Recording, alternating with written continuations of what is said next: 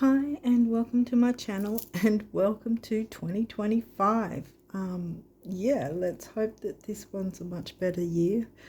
But we are still in Mars retrograde, so and considering, because this is Aries rising, the reading for you guys with Mars being your ruler, I don't know how you guys are coping, but I haven't been going so well. But anyway, yeah, so to cut a long story short, I'm going to just pretty much jump straight into the reading and see what the cards have to say for you guys for January. Yeah, so just I'll quickly mention, check out the pinned comment and the description box for some more information and links you might find helpful. Okay, so let's get going. What have we got? When I can afford to get a camera instead of using the phone, I might shuffle these on camera, but until then, because if any of you had been watching previously, you know that the camera was cutting out, the phone was cutting out and everything, so it was just a big drama, and so I shuffled them off camera. So yeah, so let's get going. Jupiter. Ooh, okay. In this deck, Jupiter is one of the lucky cards because the creator has sort of, like most people stereotype Jupiter as being the lucky planet, but it's really dependent on what you consider that Jupiter is expanding, whether you consider that lucky or not. You know, there's a fine line with that. But we're going to take it as lucky at this point. So, yeah, let's keep going. Pallas Athena, weighing up the pros and cons. She's an asteroid.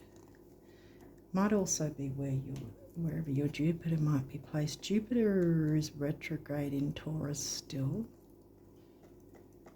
Okay. That's sidereal Taurus. First quarter moon. Okay. First quarter moon. Well, that'll be... Well, I don't know when I'll be putting this up, but it might be on the, what was... might be the 5th to the 7th. 5th, 6th, 7th. When was it? Because it was December, was it 31st? that new moon happened. The next one will be, well, it'll be into the next month, because 29th of January is the next new moon. So then you'd be going from, I think, the 5th of February in that case.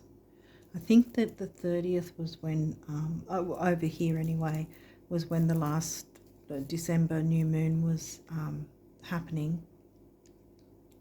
So it could be that. It could be, okay, depending on when I upload this, if it hasn't already happened, take note of that time frame. Well, technically, yeah, anyway, if you're watching this after this time, like if I've uploaded it later, then, well, what would it be then? 31st would have been about the 5th or the 6th. It would make it then. It would go then. 5th or the 6th, depending on where you are, of January, because that's exactly a week after the new moon and a week before the full moon. So that's a good, see, that's also a good sign, because we were saying that was considered lucky in that particular deck, and this is the new moon, so it's new moon energy. 7th house, well, that's your descendant in Libra. It's a Libra house, and because you've got a natural natal, it's actually going to be in Libra as well. Ooh, Juno. Okay, another asteroid. she's weighing up the pros and cons, but she's also in a way like that, where it's sort of asking you to consider, is there equal give and take, give and receive, whatever, balanced reciprocation in any relationships. It's funny that the relationship house is smack bang next to it.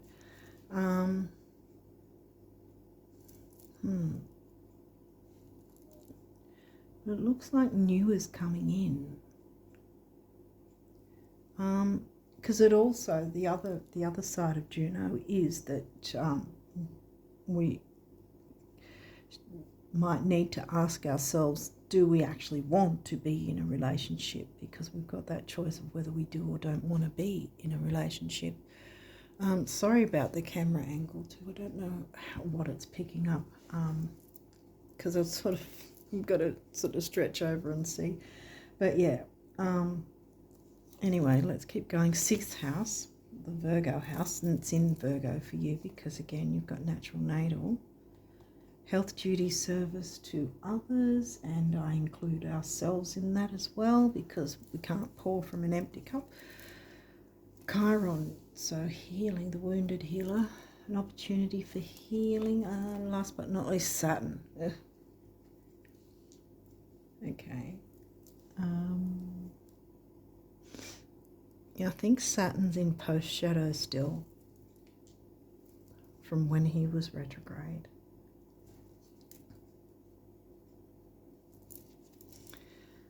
Okay.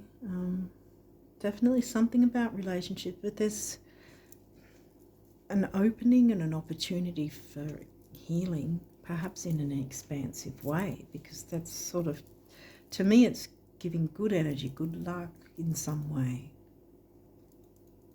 by taking a bit of a look at whatever's going on, weighing up the pros and cons. It might not be, I mean, Saturn is there, so, and Saturn's serious, slow, methodical, take time to heal. Perhaps that's why Saturn's there, to take, well, okay, it takes time to heal, yeah, but sort of do it in a slow manner. Take, Spirit, what do you want me to say here? It's like, take it in increments, like piece by piece, bit by bit. Okay, let's keep going and see if we can get a bit more to this story. The 2nd house, well, that's your Taurus house. And now we've got Taurus and Libra. Well, it's covered by Taurus for you guys, actually. Again, natural natal. 3rd house, now we've got Gemini. Now I knock them all over the place. Don't know if you can actually see these cards or not. Sorry for the reaching.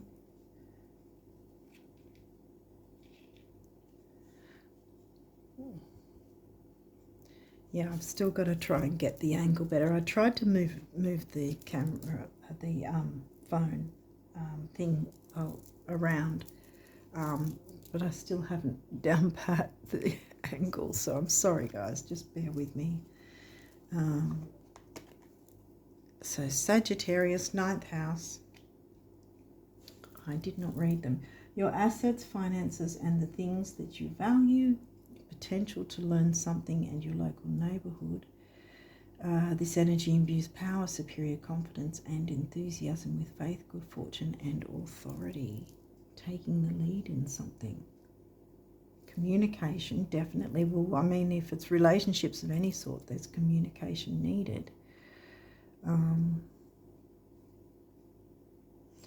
And the Libra house isn't just about romantic relationships. It can be familial, friendships, business partnerships, all kinds of ships. Okay, let's keep going. Now we've got Aries, your rising sign, and that's right near the middle. So I think, yeah, taking the lead in something, having that confidence, because they're both fire signs there.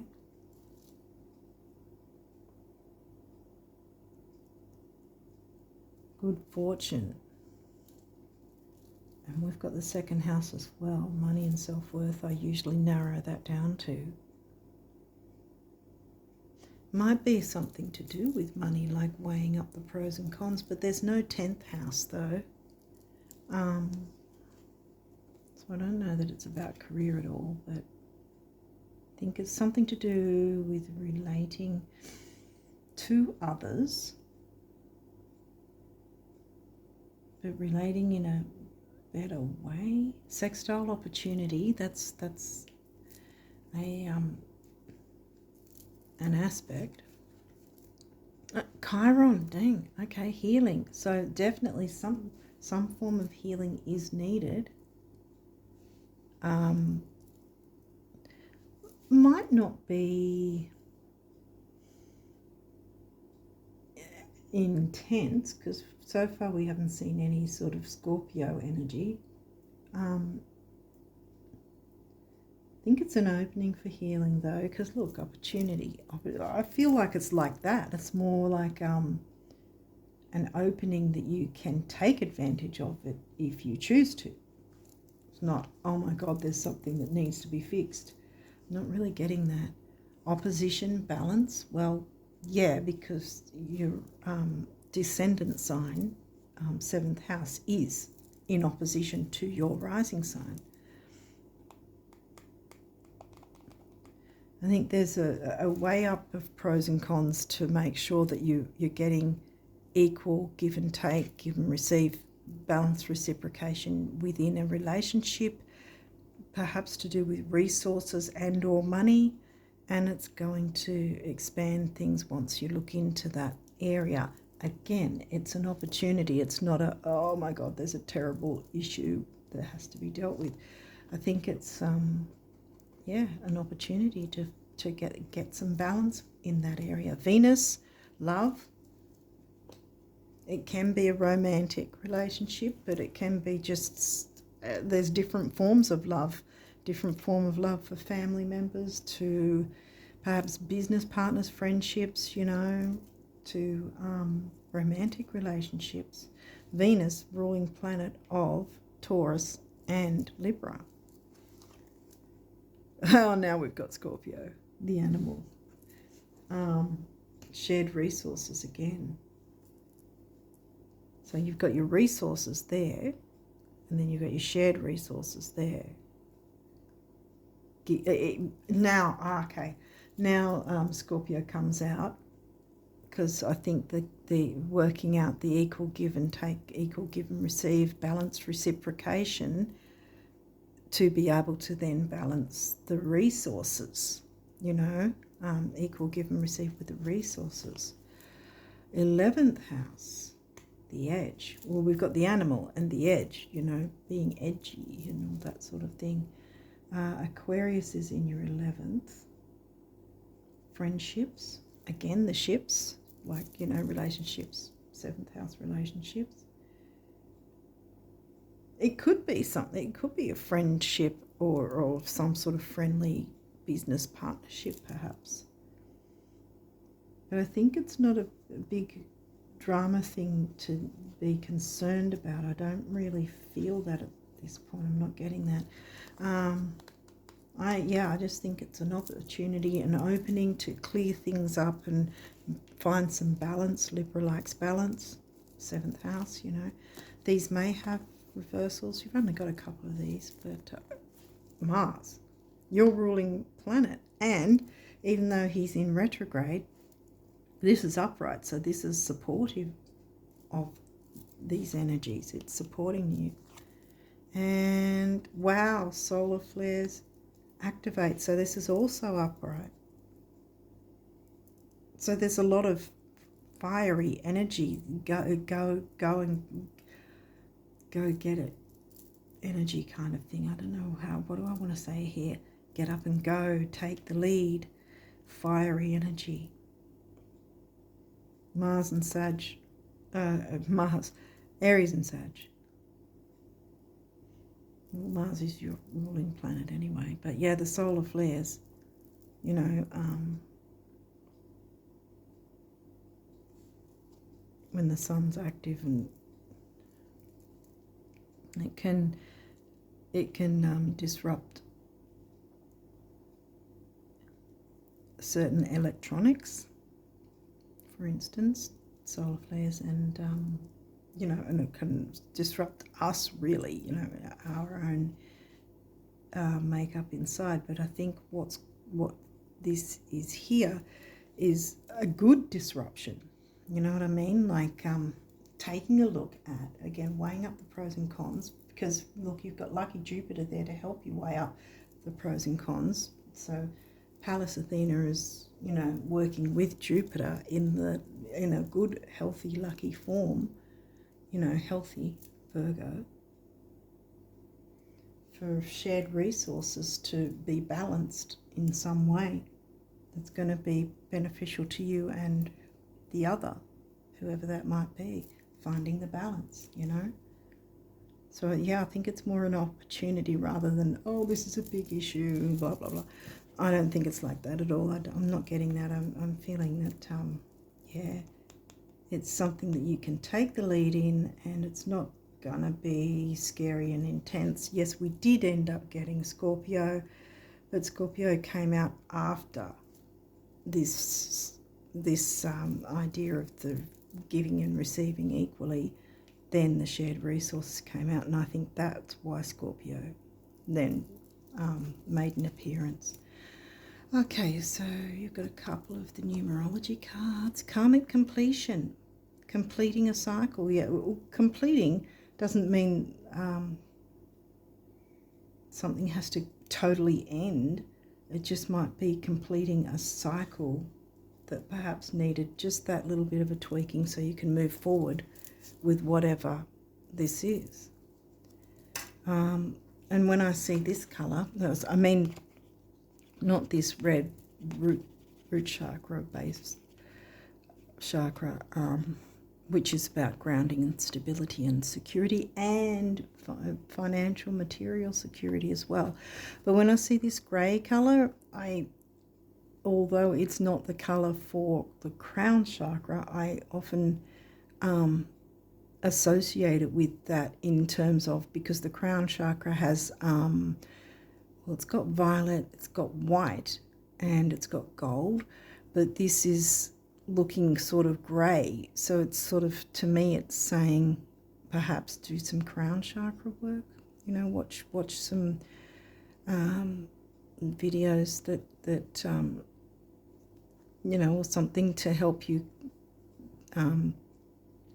get your crown chakra healthy again, if that's the case. It might be needed.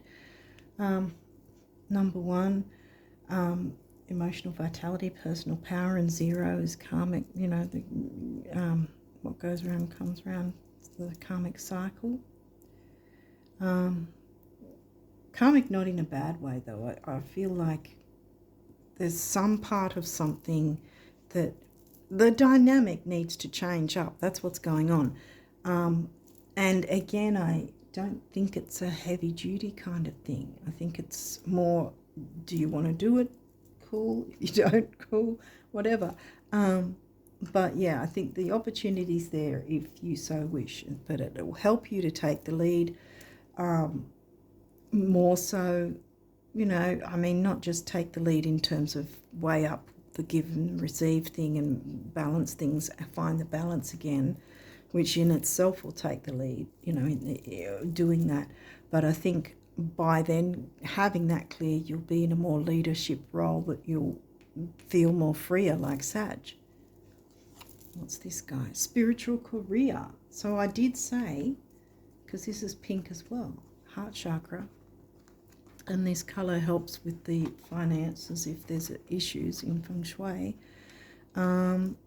7, the mind and creativity. 8, money and stability. 7 and 8 comes to a 6,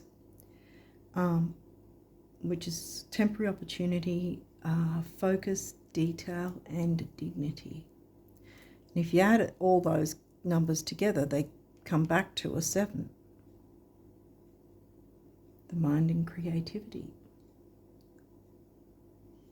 I don't think this is even asking you to have to tap too deeply into your creativity either. I mean, yes, if you want to. I just think it's an opportunity, an opening for you where you'll get some healing, because Chiron came out twice here, so there's definite reiteration on the healing side of things. But yeah, I just think there's some kind of dynamic, complete the part, like karmic completion, complete the part of it that didn't seem to be working so great, so that you can then start on a better footing, like with 2025 just starting kind of thing, start the new year with a fresh new outlook on whatever this situation is. It's not a heavy duty, you know, I'm not picking up on that. I think it's just an opportunity to sort of, it might just be, I'm getting freshen up. It might be an opportunity to freshen up some sort of thing where it's completing a cycle of something that wasn't going so well, and now it's going to get freshened up. You weigh up your pros and cons about who's giving and receiving, you know, what each person can bring to the table, so to speak, I guess. And then it'll balance out your shared resources, and you'll be able to take the lead easier and feel more freer to do it, you know, feel more freedom within that role as a result of clearing whatever the previous issue might have been. And I don't even think it's a big issue, but it was, you know, by clearing it up, things are going to move forward a lot better, I think. Okay, so you got quite a few of these, so let's jump in and see what they have to say. Okay, so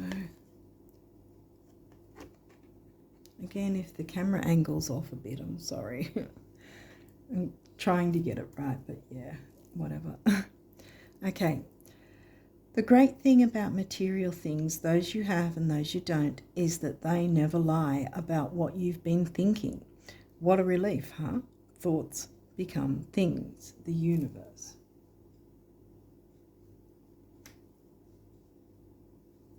So think good thoughts. But yeah, I don't think that there's any real intense energy going on this month for you guys, because I'm just, yeah, I'm feeling an easygoing sort of energy actually, even with Mars being in retrograde.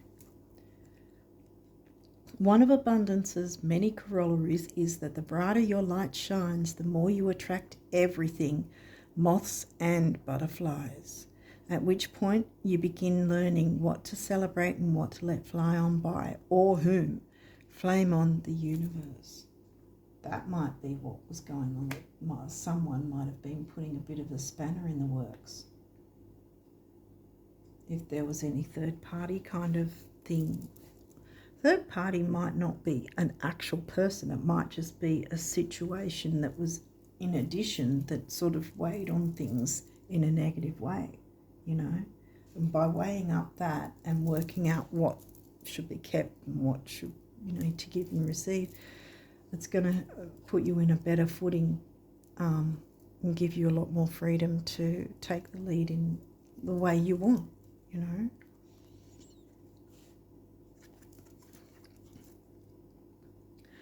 Oh, I've been meaning to tell you for the longest time that, well, concerning the illusions, time and space, the stars at night, the earth under your feet, the oceans, the rivers, the prairies, and everything under the sun, they're all yours. Guess I thought you'd have noticed by now. Oh, yes, they are, the universe. Okay, we're still running.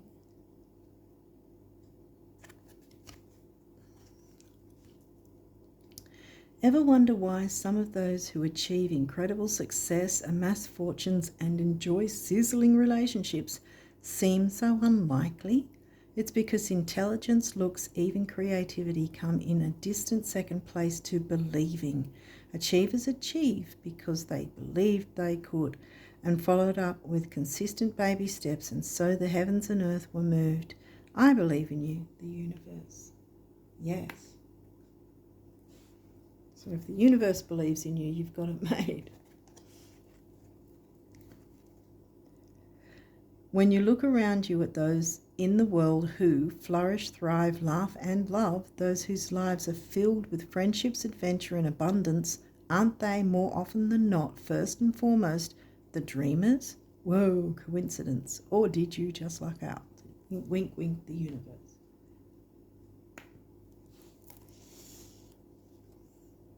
Self-belief seems to be the biggest thing I'm getting from these so far.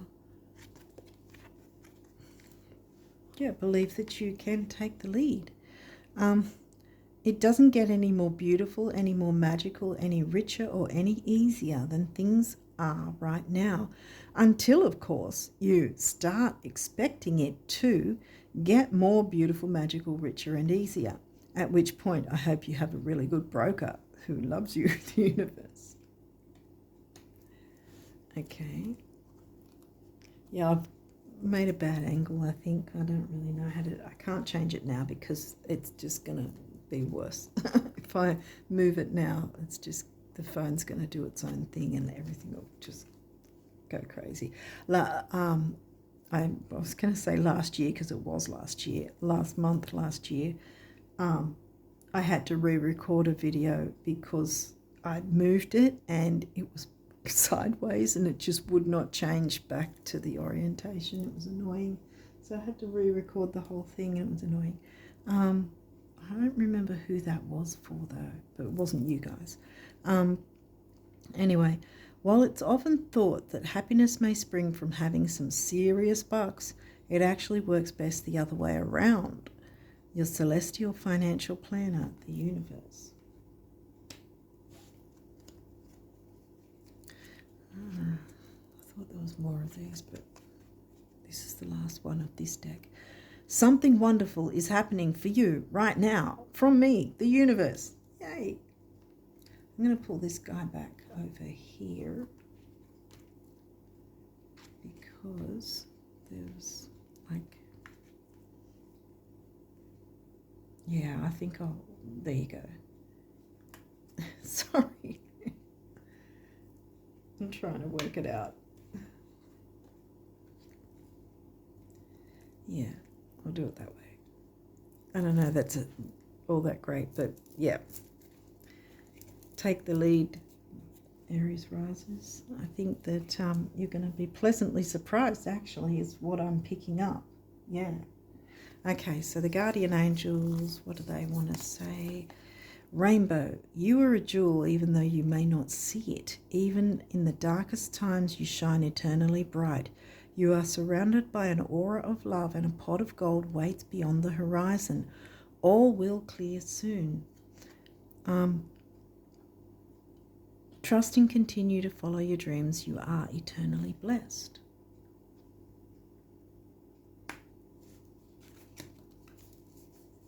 Courage. Dare to be different, to make mistakes. Create, for it is in creation that you exist. In this world of dreams that stem from the eternal heart, you are one with all creation. All is possible. Go forth and be true to yourself, for it is only through being true to you that you can be true to others. It's funny as well, I didn't pick up earlier, but it's coming to my mind now, with Sagittarius, because the new moon was in sidereal Sagittarius. So that might be a thing to consider too, because I was thinking with the moon here, it's Sagittarius energy, which is probably why I'm feeling the freedom kind of thing. The freedom, freedom to be yourself, I want to say. Yeah, I think this is more about the working out equal give and take, give and receive, rather than whether or not you want to be in a relationship. It may be for some of you that you may have to question yourself in that sense to give yourself freedom in that sense. But I think for the most part it's about balance, finding the balance with your resources, and with that you can share or do share with others. Inner child. Nurture your inner child and begin to express the awesome beauty you hold within you. We live in a world where a formula exists for everything, yet love and creativity have no formula. They do not need to be studied, simply nurtured. Regularly set aside some time to just play. Yeah. Spiritual career. So I think there might be something to do with if you've got a little side business or something. Yeah, because I think it's just the completion of something that wasn't really quite right, perhaps. It wasn't really working the best it could. So just sort of tweaking and changing stuff, you know. It's bringing in the new. It's not really, I mean, I say tweaks and changes with the full moon energy, but this is still a square, right? The first quarter and the third quarter moons are squares, you know, when the sun's squaring with the moon. So it's still essentially a bit of a challenge. So there's with a challenge, finding the balance, you know, there is a sort of measure of tweaks and changes anyway. And I think that even that in itself, there's not that much you have to do, and there's the opportunity. So you can choose to do nothing about it or do something about it, if that makes sense. But yeah, if you do choose to sort of step up and go, right, I'm going to take a look at what this is and look at how it can be sorted in a more balanced way, you know, so that it completes the cycle of something that wasn't working so great to make it work better from here on in. Okay, hopefully this made sense, and sorry about the camera angle. Yeah, hopefully I can improve on that at some point soon, but clearly not on this video. But yeah, anyway, yeah, let's look forward to a better year in 2025. Yeah, I feel it will be.